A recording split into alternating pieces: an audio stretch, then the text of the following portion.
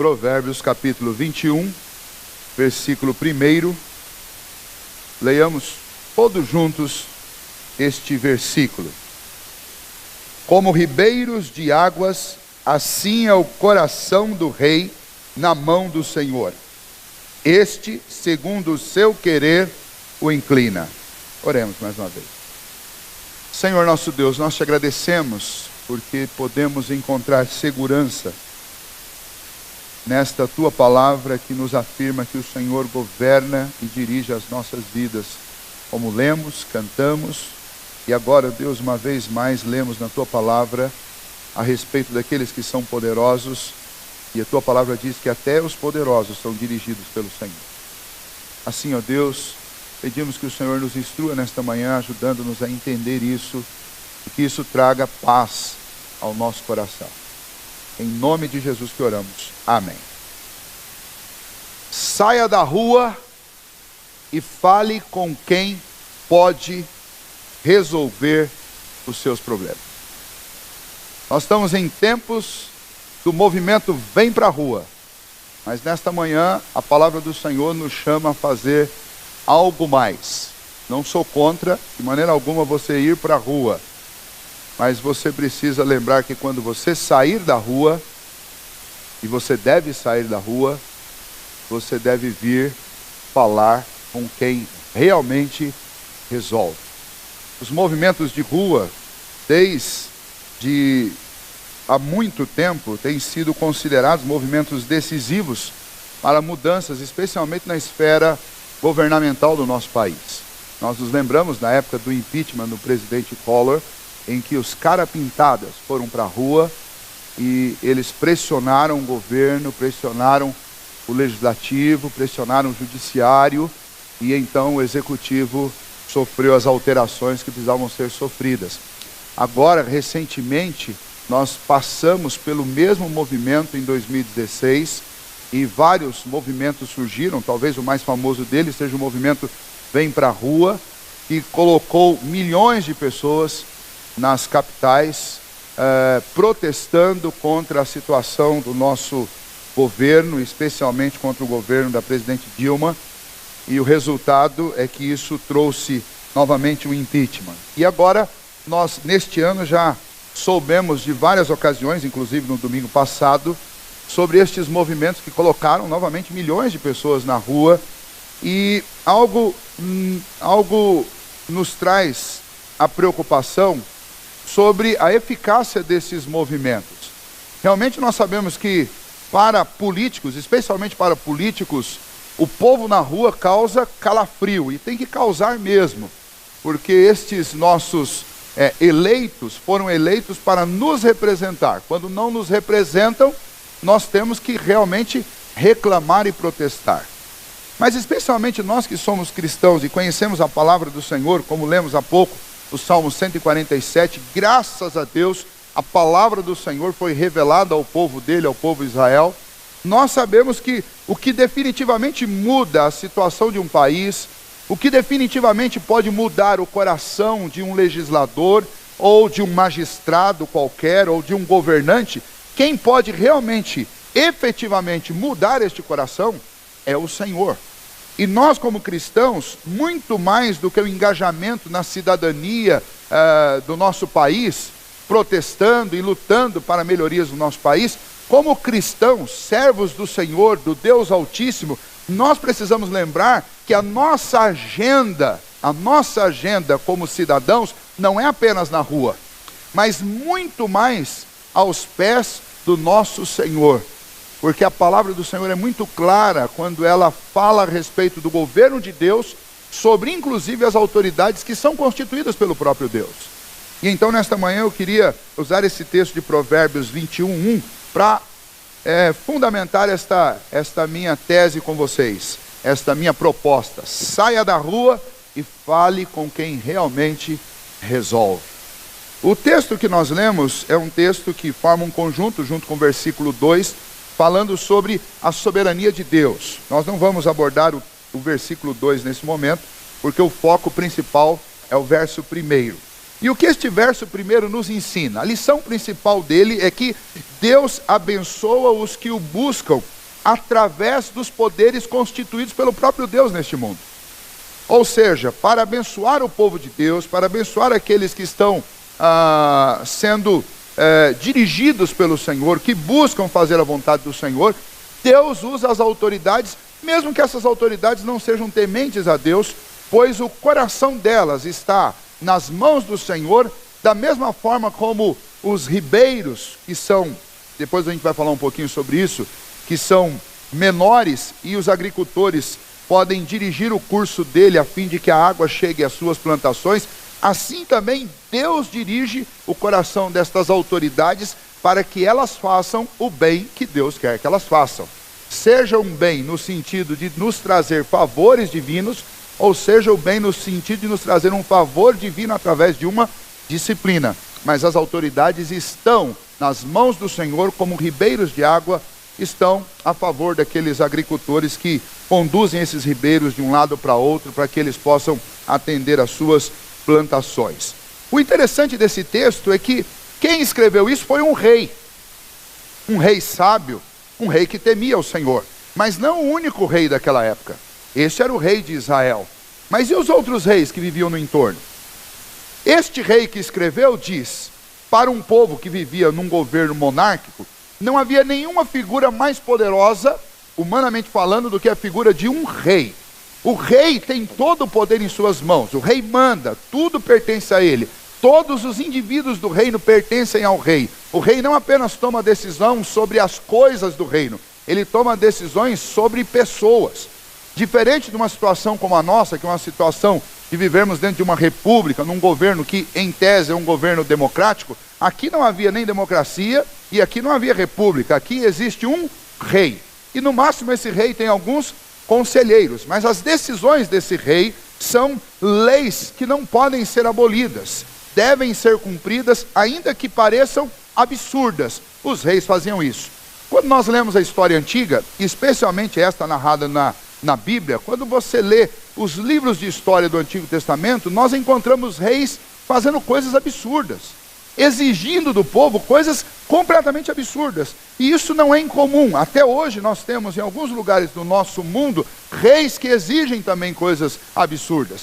Nós temos governos autoritaristas, nós temos governo como o governo da Coreia do Norte, por exemplo, que exige do povo coisas que são absurdas. E as pessoas têm que se submeter a isso, afinal de contas, existe uma autoridade máxima sobre a vida delas. Como que você conviveria num lugar assim, onde um rei pede coisas absurdas?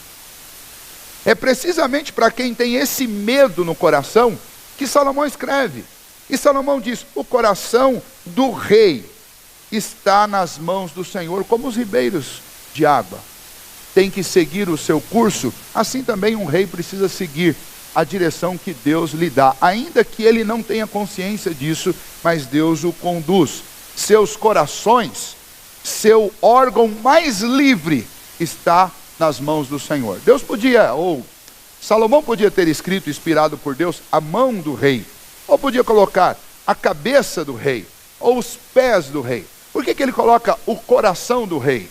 Porque não existe órgão do nosso corpo onde o sentimento de liberdade é maior do que no coração. Você pode aprisionar uma pessoa de diversas maneiras. Você pode prender os seus pés, você pode prender as suas mãos, você pode trancafiá-lo dentro de uma cela, mas você não consegue trancar o coração de ninguém. Você não pode aprisionar o coração de uma pessoa. Agora, se você levar isso para o outro extremo, um rei tem toda a liberdade para fazer o que quiser. E então o coração de um rei é o objeto ou o órgão mais livre debaixo do sol. Ou seja, neste planeta inteiro não existe nada mais livre do que o coração de um rei. E então um rei diz que Deus governa estes corações que se acham livres. Ainda assim, esses corações podem ser livres no que diz respeito a outros seres humanos, mas no que diz respeito a Deus, eles precisam fazer aquilo que Deus quer que eles façam. Mesmo num país onde não haja monarquia, existe sempre uma figura máxima de autoridade constituída civilmente sobre as pessoas. Nosso país, presidente da República, ou o presidente do Supremo Tribunal Federal, estas pessoas, estes indivíduos, a Bíblia fala a respeito deles que o coração deles está nas mãos do Senhor e Deus inclina esses corações como Ele quer. E a Bíblia não diz se eles são crentes ou não, a Bíblia diz que Deus faz isso com estes homens. O órgão mais livre deles, que é o seu coração, pode ser livre dos homens, mas está nas mãos do Senhor. Quais reis? Só os reis de Israel? Não, todos os reis, não há distinção aqui. Todos aqueles que governam. E é interessante porque esta figura de governo e a importância do que é feito por Deus através dos governantes, ela é um assunto repetitivo dentro de Provérbios. Eu quero citar apenas um texto onde este assunto também é abordado, mostrando como um rei pode fazer bem ao povo, quando este rei, ele é usado por Deus para isso. O crédito, o mérito aqui não é do rei, o mérito é de Deus que o usa. Capítulo 16 de Provérbios, especialmente os versículos 10 a 15, diz o seguinte, eu vou ler, vocês apenas ouçam com atenção. Nos lábios do rei se acham decisões autorizadas, no julgar não transgrida, pois a sua boca. Peso e balança justos pertencem ao Senhor, obras suas são todos os pesos da bolsa. A prática da impiedade é abominável para os reis, porque com justiça se estabelece o trono. Os lábios justos são o contentamento do rei, e ele ama o que fala coisa reta. O furor do rei são uns mensageiros de morte, mas o homem sábio o apazigua. O semblante alegre do rei significa vida, e a sua benevolência é como a nuvem que traz chuva serôdia. E aí o texto continua falando sobre o quanto um rei pode ser bom para uma nação, mas também o quanto um rei pode ser perigoso para uma nação. Ver um rei de rosto alegre era uma bênção. Por outro lado, chegar na corte e encontrar um rei de cara feia podia significar morte. E então aquele povo estava acostumado a viver com essa autoridade quase que incontrolável de um rei. Mas agora, Salomão está dizendo, ainda que a alegria do rei seja bênção para você, e talvez a tristeza dele seja morte para você, e portanto o rei pode ser muito bom, pode ser muito mal, e aquilo que acontece com o rei incontrolavelmente vai afetar a sua vida. Vocês precisam lembrar que os reis são governados por Deus. Essa ideia de canal de água é uma ideia muito comum na Mesopotâmia, porque na Mesopotâmia, até pela situação desértica da Palestina, que dependia dos grandes aquíferos da Mesopotâmia, esta região, a região onde os agricultores, eles aprenderam e eles adquiriram grande habilidade de controlar o curso das águas. Não de grandes rios como o Nilo, mas dos pequenos aquíferos que saíam do Nilo ou aqueles que o formavam, na região baixa, na região do Egito, e na parte de cima de outros grandes rios, como o rio Tigre. E estes rios, até hoje, como o rio Jordão, que em boa parte dele é um pequeno aquífero, os agricultores, eles cavavam cursos especiais para estes ribeiros, ou para parte deles, para que a água pudesse chegar até as plantações, porque a terra é muito fértil, mas você está numa região que é uma região desértica, uma região que chove muito pouco, e se alguém queria produzir alguma coisa ali, ele não podia depender única e exclusivamente das chuvas que vinham em tempo quase que marcados de forma muito escassa. Então, com algumas exceções de alguns vales onde isso era impossível, se houvesse a possibilidade de trazer, através de um ribeiro próximo, um curso específico para conduzir água até as plantações, estes agricultores da região da Mesopotâmia faziam isso. E outro assunto que é muito importante para esse povo é o assunto água. A água para eles é algo fundamental. É fundamental para nós também, mas a gente tem com tanta abundância que a gente não para raciocinar sobre isso. Mas Provérbios, se vocês observaram, quase que todos os textos que nós lemos de Provérbios, a palavra água está inserida lá. E aqui, este exemplo que é dado a respeito do governo de Deus sobre o coração do rei, usando os ribeiros, o curso dessas águas, não é por um acaso. É para mostrar o seguinte: as ações de um rei, elas são vitais para a vida do seu povo. E estas ações, elas são também governadas por Deus, porque Deus sabe a necessidade do seu povo. Deus leva a água onde nós precisamos de água. Assim como o agricultor leva a água onde as suas plantações precisam, Deus está vendo isso também.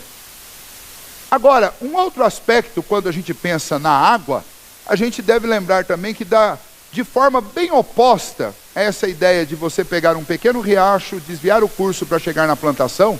Você tem uma ideia, por exemplo, de uma grande enchente. Uma enchente onde o curso do rio deixa de ser uma coisa importante, mas a água aumenta tanto que ela extravasa e ela invade propriedades e ela destrói coisas. Quando a gente pensa em água, e qualquer leitor desse texto lá daquela época ia pensar nisso também. Ok, mas vejam só, esta questão da água, que é tão fundamental para a nossa vida, a água também, ela é tão devastadora e ela é tão imprevisível e ela pode trazer também grandes estragos.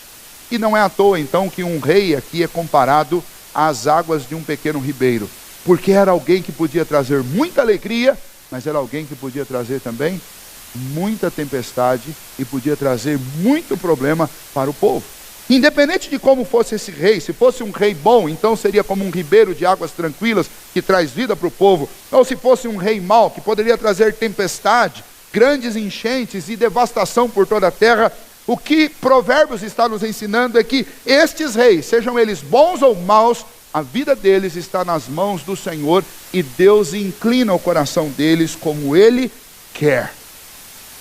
É preciso um grande poder, um poder absoluto, todo poder e toda habilidade para poder dirigir isso. Porque se para dirigir a água e cuidar do curso da água é necessário tanta habilidade, imagine que um coração é muito mais imprevisível do que a água. E olha que a água é algo imprevisível, mas um coração humano é muito mais. E então o que este autor está dizendo para nós é quase como se ele fizesse uma pergunta: o que é mais difícil de controlar? A água num curso de um rio ou um coração de um rei? Esta é a pergunta que ele está fazendo, implicitamente. E ele mesmo já está dando a resposta. Você pode responder que é água ou você pode responder que é um rei. Mas para Deus, ambas as coisas são absolutamente controláveis. O mesmo Deus que controla a chuva, o mesmo Deus que controla o mar, o mesmo Deus que controla as tempestades, Ele também controla e governa o coração daqueles que têm autoridade para governar. Sejam reis, sejam presidentes, sejam primeiro-ministro, sejam o que eles forem. Se alguém ascendeu a um cargo de autoridade e governa, este alguém ascendeu a este cargo porque Deus o colocou lá. E este alguém tem o coração nas mãos de Deus, tanto quanto o rio também é governado e a água também é governada pelo nosso Senhor. Este aspecto que é apresentado aqui é algo extremamente agudo para a nossa vida, porque isso mexe com a maneira como nós interpretamos o mundo. E a gente precisa tomar cuidado com dois extremos. Tem um grupo de pessoas que são tão céticos quanto a este assunto, que por mais que eles creiam em Deus e frequentem a igreja, eles acreditam que esse assunto política tem a ver apenas com a sua cidadania terrestre, a sua cidadania terrena. E então eles não misturam, eles dizem assim: olha, tem duas coisas que não se misturam, religião e política. Esses assuntos são separados. Esse é um lado. É o lado daquelas pessoas que acreditam o seguinte, que igreja é algo para o domingo, igreja é uma coisa que tem a ver com a vida eterna, igreja é uma coisa que tem a ver com salvação, mas não tem nada a ver com esse mundo. E então essas pessoas são inclusive extremamente engajadas nestas causas políticas, nessas lutas, e são envolvidas com partidos políticos e com todas essas coisas, e nem sequer oram e intercedem a Deus sobre este assunto, porque acham que são assuntos de esferas diferentes. Isso é um extremo. Tem um outro extremo das pessoas que entendem que estes assuntos todos são assuntos espirituais, e por isso essas pessoas nem sequer aparecem para votar. Elas somente oram e falam com Deus sobre este assunto e não fazem mais absolutamente nada. É um outro extremo, igualmente equivocado. Porque por enquanto estamos peregrinando aqui, nós somos cidadãos de duas terras. Nós somos cidadãos da terra celestial, da pátria celestial, mas enquanto pisando esse chão, nós somos cidadãos daqui também. Se isso não fosse verdade, Jesus não teria nos ensinado a pagar os nossos impostos aqui. Quando ele diz, dai a César o que é de César e dai a Deus o que é de Deus, palavras de Jesus Cristo, ele está nos ensinando que nós temos um dever duplo de cidadania. Nós temos o dever com a nossa cidadania celestial de viver para a glória de Deus em qualquer lugar, mas nós temos nosso dever com a nossa pátria terrena. Enquanto peregrinamos aqui, nós também somos responsáveis pelo que acontece aqui.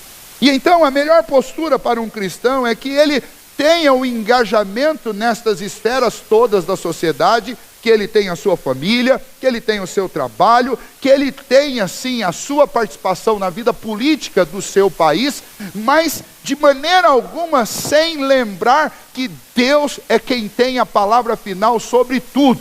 Tem a palavra final sobre a minha vida, sobre a minha família, sobre a minha igreja, sobre o meu trabalho e sobre o meu país. Porque se é este texto, se o coração do rei, que é o mais poderoso, está nas mãos do Senhor, quem dirá o coração do seu patrão? Quem dirá o coração da sua esposa, do seu esposo? Quem dirá o coração do seu filho? Quem dirá o seu coração?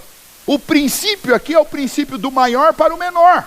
Se o coração do rei está nas mãos do Senhor como ribeiros de água, o coração dos seus clientes também está. Se o coração do rei, que é o coração mais livre da sociedade, está nas mãos do Senhor, o coração do seu vizinho que te causa problemas também está. Se o coração do rei, que é o coração mais livre do mundo, está nas mãos do Senhor, o coração dos seus inimigos também está. E então o que esse texto está nos ensinando é que nós devemos não apenas cumprir a nossa tarefa como cidadãos de dois reinos, mas nós devemos lembrar que no final das contas a nossa confiança não deve ser posta nos nossos braços, nos nossos talentos, nem nos poderes desse mundo, mas a nossa confiança precisa ser colocada em Deus. É isso que esse texto está dizendo. E a Bíblia está cheia de exemplos maravilhosos sobre isso. Embora quem escreveu isso daqui, escreveu numa era muito diferente dos outros personagens que eu vou citar para vocês, todos esses personagens acreditavam no mesmo que está escrito aqui em Provérbios 21, que é o que nós devemos sair daqui absolutamente convictos de que devemos crer e confiar, e inclusive descansar nesta verdade. Quero citar para vocês primeiramente o exemplo de José. José era um hebreu nômade, na sua época nômade, que foi parar como escravo no Egito. De escravo foi a prisioneiro no Egito, e lá na prisão ele continuava mantendo uma vida de oração, uma vida de dependência, uma vida de confiança em Deus. E lá na prisão ele pediu que alguém levasse a sua causa diante do todo-poderoso rei do Egito, ou Faraó. A pessoa que tinha que levar o recado, obviamente, esqueceu. Era um copeiro. E esse copeiro esqueceu disso. Mas no dia em que o grande Faraó se perturbou com um sonho, e deveria se perturbar mesmo, porque foi um sonho dado por Deus, para alertar sobre o que estava para acontecer naquele país, 7 anos de grande abundância, seguidos de 7 anos de extrema pobreza.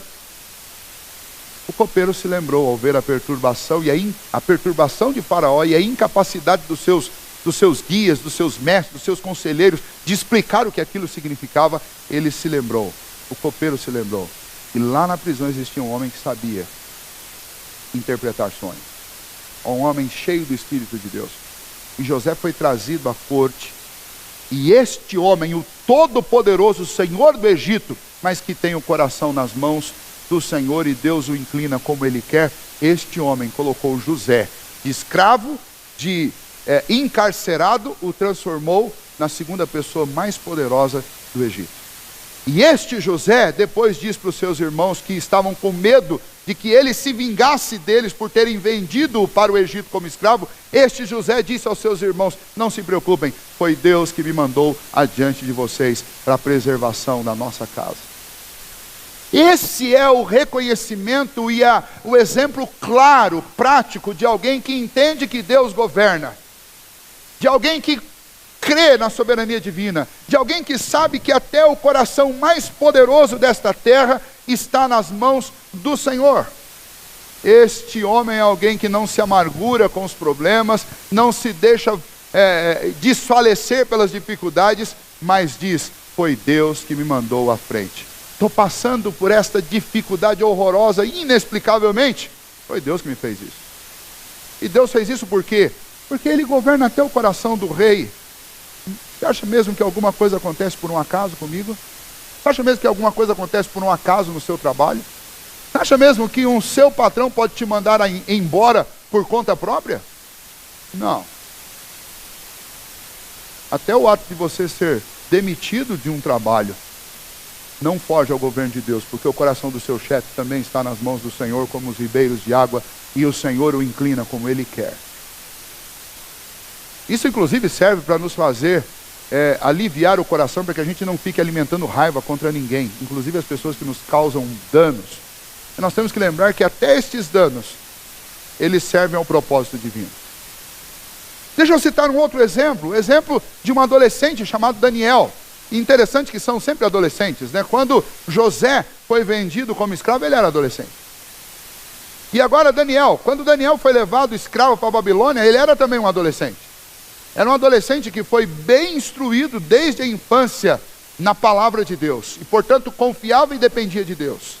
Mas ele foi levado para dentro de uma corte pagã, a corte de Nabucodonosor.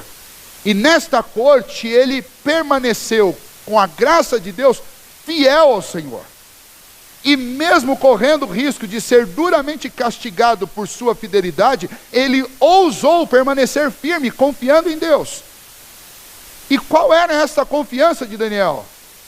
A confiança de Daniel só poderia ser uma única confiança. Provérbios 21:1. O coração do rei está nas mãos do Senhor como os ribeiros de água, e o Senhor o inclina.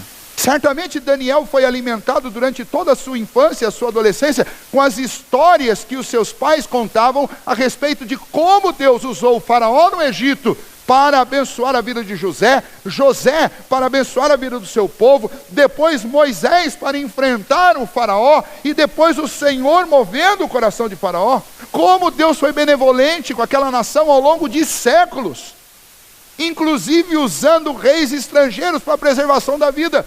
E então Daniel acreditava e confiava nisso.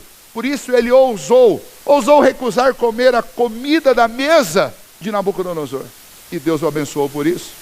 Nabucodonosor enxergou firmeza no caráter de Daniel. Não só no seu caráter, mas nos seus companheiros. E o livro de Daniel, pelo menos os 6 primeiros capítulos, mostram como as pessoas mais improváveis chegaram muito próximas ao imperador, naquela época não apenas um rei, mas um imperador, e se tornaram seus assessores. Daniel e os seus 3 amigos demonstraram firmeza de caráter, demonstraram firmeza de fé, ao ponto que Nabucodonosor e depois o próprio Dario, imperador persa, eles admiravam tanto estes homens, especialmente Daniel, que eles preferiam tê-los como seus conselheiros pessoais íntimos do que outro babilônio, ou do que outro persa. E então Daniel ocupou cargos de alto destaque, assim como José, na Babilônia, no Império Babilônico. Por quê? Porque ele confiou em Deus e sabia que o coração do imperador também estava nas mãos do Senhor. Ele não tinha por que temer. Esses exemplos são exemplos importantes para nós. Quer ver mais um exemplo? Numa época em que toda a nação de Israel estava cativa ainda na Babilônia, períodos concomitantes, períodos iguais, paralelos, de Neemias e de Daniel. No mesmo tempo, Neemias era um escravo da nação de Israel, e estava vivendo como escravo na corte, assim como Daniel viveu. E então Neemias, na corte de Artaxerxes, Neemias soube que a sua cidade estava queimada, as portas estavam destruídas, os túmulos dos seus pais estavam sendo violados, havia grande pobreza e havia fome em Israel. E ele decide que ele precisava fazer alguma coisa.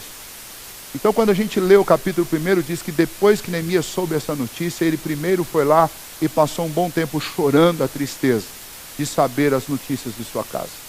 Depois ele passou um bom tempo orando. E depois de ter orado, ele escreveu, ele anotou tudo o que ele precisava. E ele, que era copeiro do rei, foi pedir um favor para o rei. Copeiro e escravo. E o que ele pediu para o rei? Ele pediu para o rei que o rei o liberasse, desse umas férias para ele. Olha, pensa bem. O copeiro do rei era o sujeito que bebia e comia o prato do rei para ver se não estava envenenado. Pensa bem, se você fosse o rei, você vai dar férias para esse sujeito? Ele é alguém de sua extrema confiança. Colocar outro no lugar era algo muito perigoso, porque outro no lugar podia envenenar a comida do rei. Provar e depois tacar veneno. Era uma coisa de vida ou morte. Ele pediu férias, mas ele não apenas pediu férias. Ele pediu gente para acompanhá-lo. Ele pediu cartas para Asaf, que era o protetor das florestas, onde havia madeira de lei, para que liberasse madeira, para que ele pudesse levar para reconstruir sua cidade. E sabe qual foi a resposta do rei?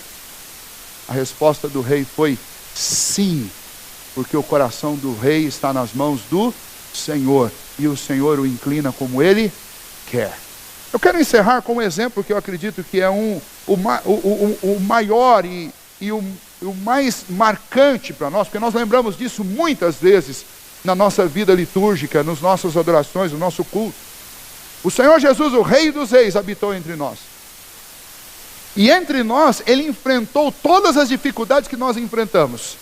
E por fim, Ele foi injuriado, injustiçado e julgado de forma equivocada por dois tribunais, um tribunal eclesiástico e um tribunal político, e os dois tribunais cometeram o erro de condenar um homem inocente.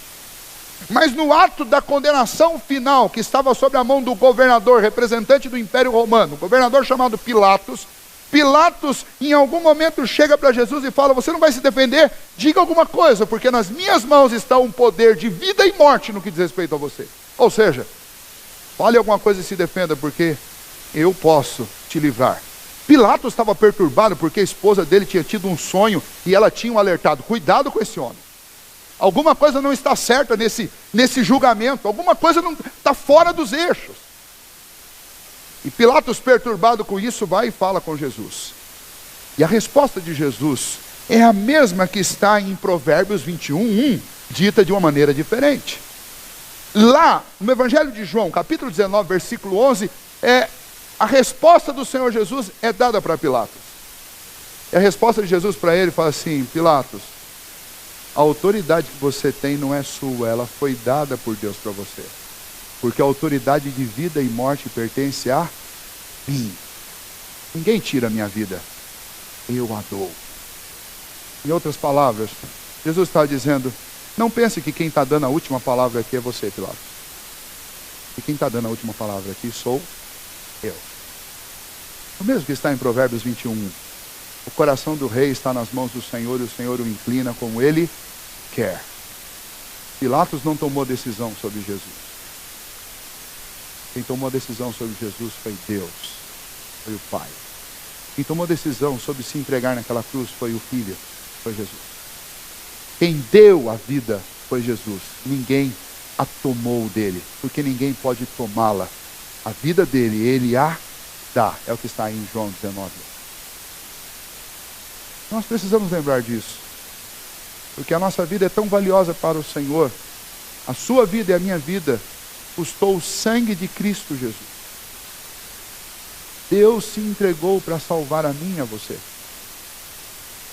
Veja que coisa extraordinariamente grande. O Deus que governa todos os corações, Ele se entregou para salvar o nosso. Nós não podemos temer o coração dos homens, mesmo que eles sejam poderosos reis, ou grandes presidentes, ou grandes legisladores, magistrados, mesmo que eles tenham cargos políticos, deputados, senadores, não tem que temer. Talvez esteja preocupado com a sua aposentadoria, preocupado com a reforma na Previdência, preocupado com o nosso governo, preocupado com a economia do nosso país, preocupado até na hora de ir comprar um pacote de carne no mercado. Veja que condição que nós chegamos. Mas nós, como cristãos, deveríamos ser um povo que não deveria ser abalado por essas preocupações. Porque a palavra do Senhor nos afirma que como ribeiros de água, assim é o coração do rei nas mãos do nosso Deus. E Deus o inclina como o Senhor quer. Então saia da rua e vá falar com quem pode realmente resolver. Não sou contra ir para a rua, mas eu acho que nós não podemos anular uma agenda pela outra. Ir para a rua é apenas uma parte da minha cidadania. É a minha cidadania terrena. Mas dobrar os joelhos e ir falar com quem tem o coração daqueles que presidem nas mãos é a segunda parte da minha agenda. Eu tenho que cumprir as duas. Eu tenho que fazer. E um alerta final. Quando vir para a rua, ou quando ir para a rua, bater com o horário da agenda, ir falar com o Todo-Poderoso, daí você tem que ter bom senso. E lembrar, aonde existe mais eficácia? Entre a rua e o lugar onde você fala com quem tem o governo, venha para cá. Está fazendo mais negócio. Então, se quer saber se eu sou a favor do movimento Vem para a Rua em Itapeva, sou, desde que não seja no domingo na hora do culto. E se for na hora do domingo, na hora do culto, tem que vir para a igreja. Porque é aqui que eu falo com o Todo-Poderoso. Não só aqui, mas principalmente aqui. É onde eu falo com o Todo-Poderoso. Com aquele que pode realmente resolver o problema. Nós precisamos lembrar. Temos duas agendas. Mas se for para adiar uma, adie aquela da pátria terrena. Mas nunca adie a sua agenda diante do trono do Todo-Poderoso. Porque é de lá que vêm as decisões. Porque é Ele que inclina a mão, o coração do rei.